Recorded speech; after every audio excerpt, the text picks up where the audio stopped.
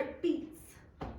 I daydream, watching the clouds whisper through the sky. My heart is split a ring. It's a beautiful, magical thing because I know that one day I'll set out and find my true love just like my parents.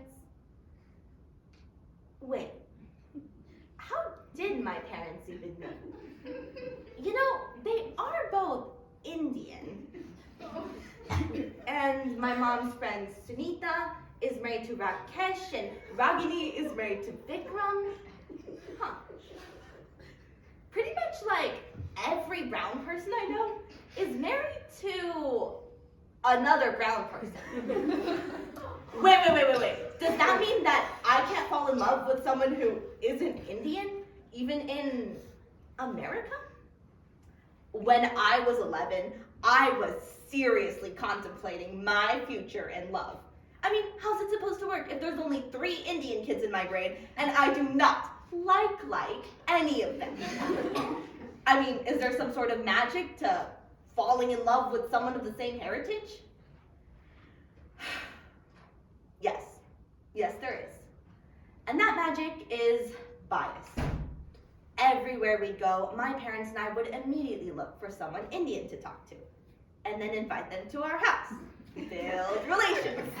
And before you know it, you're living in America, but all your closest friends are Indian, you're married to an Indian, and you only watch Bollywood movies in your free time.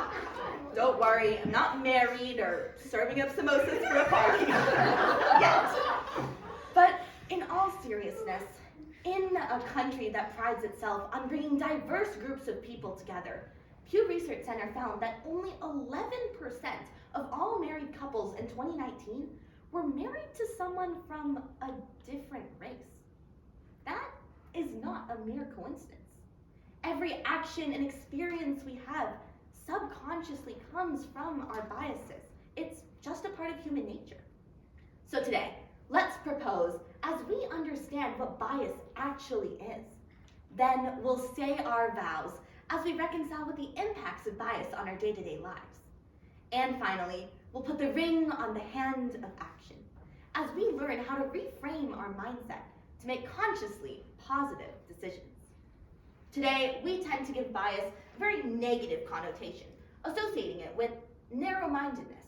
But in fact, bias is not only negative judgments we make on other people, but all judgments, an inherently neutral concept. Your brain wants to help you make sense of the world and help you do things in your comfort zone. It's easy for my parents and I to look for another person who looks Indian because we've got those shared traits. Even in this very room, every action and experience you've ever had subconsciously contributes to your own unique set of biases. That is subconsciously judging the pitch of my voice, the professionalism of my accent, my hairstyle, all contributing in your interpretation of my performance as a speaker. And that's fine. After all, bias is supposed to exist. It's just a part of how we make sense of the world. In fact, psychology today says that some biases can even be positive or helpful, such as guiding us to eat healthy foods or to stay away from someone who has knowingly caused us harm.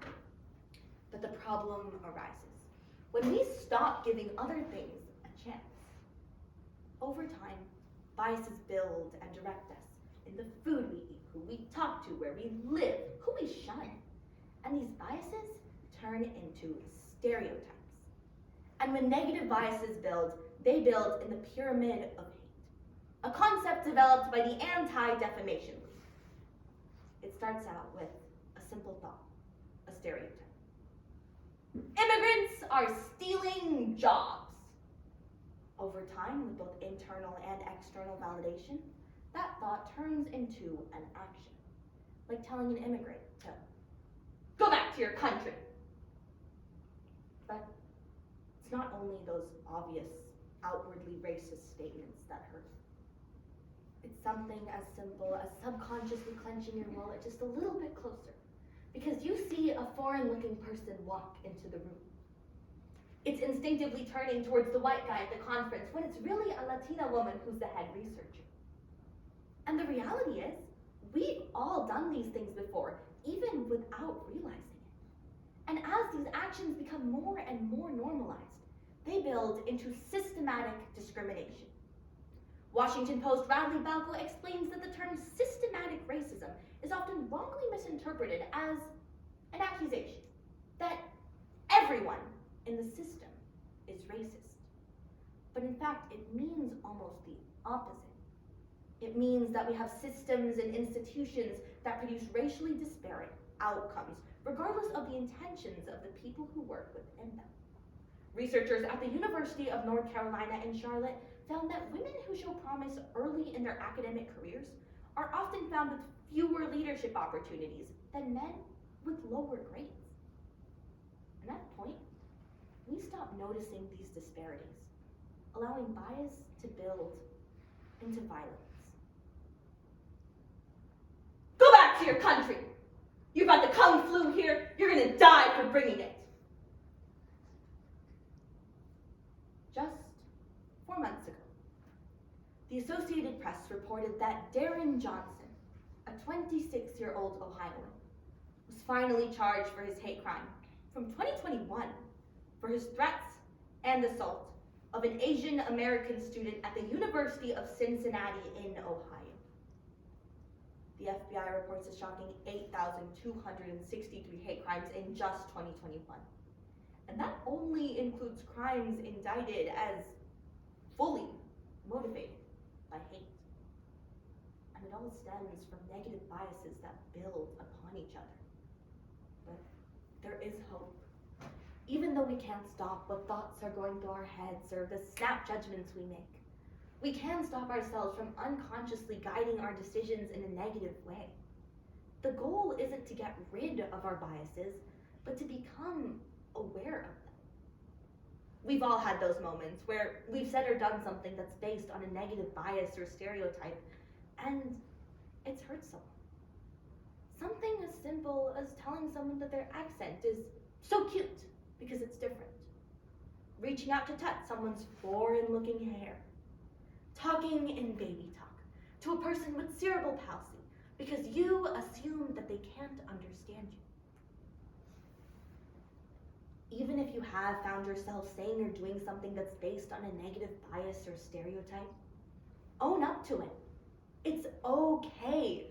Starting that conversation can mean the world to someone who would have just gone on their day feeling a bit hurt. That conversation will help us change things for the future. So when you encounter a new person, ask yourself, what about them made you think that way? Was it their clothes, their skin color, their behavior? And was that a rational conclusion to make? Or just your brain trying to fit them into a stereotype? It's tough to combat human nature. I know my brain, it's this confuddled mess, each thought tying into the next. But one by one, I know we can untie the threads. Start to think about what each of these mean. Each thread is a thought that leads to an action. Take a small step into untangling. The system of biases, discrimination the world faces. But every thread makes that difference. Because at the end of the day, the history that we sow is made up of our intertwining stories and threads. My heart beats. I don't know if I'll ever find love. I don't know who it'll be, where I'll find them, why I'll find them, but life will happen, one step at a time, and I'm fine with that. So today, let's act on a hope for tomorrow. I'll take that first step out of my comfort zone, sit by the person who doesn't look like me, say sorry when I accidentally call someone's accent cute because it's different, or ask, where are you really from? When they're really from America. I'll take that first step, start that new conversation, and I invite you to take the next. Thank you.